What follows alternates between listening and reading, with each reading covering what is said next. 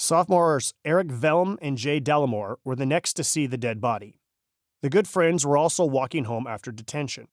As they approached the entrance to the culvert, they saw a motionless body. They saw papers and books scattered everywhere, and they saw blood. Lots and lots of blood. They slowly walked closer to the body, not knowing who it was, their hearts racing with fear and uncertainty. Velm felt for a pulse. The body was still warm, but he knew the girl was dead. The boys raced out of the drainage ditch, up the dirt path, across the street, and knocked on the front door of 7308 Lemonwood Drive. It was the Carlson house. Nobody answered.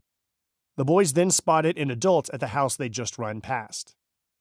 It was Michael Tuve, who worked a graveyard shift for the City of San Leandro Public Works and was doing yard work in front of his house.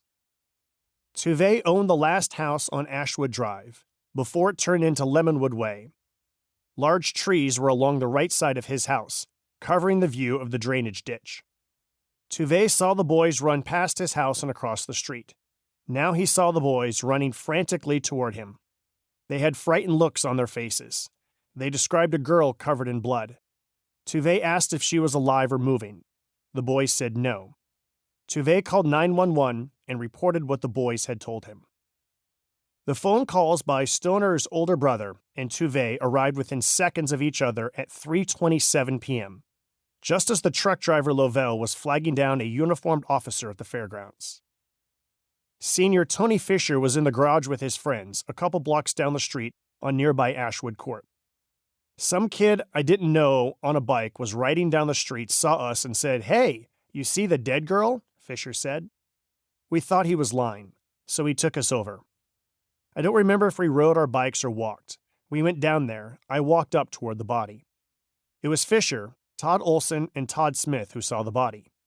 Fisher estimated he got about 15 feet away. I just remember seeing all her books and papers spread, and just seeing the body laying there. Right when I saw that, that was enough for me. I didn't really want to see the body anymore or get any closer. Smith did get closer because he didn't think it was a real body. He and his brothers used to cover a go-kart in a way to make it look like a dummy. "That's what I thought this was," Smith recalled. "All these holes in this sweatshirt cannot be real.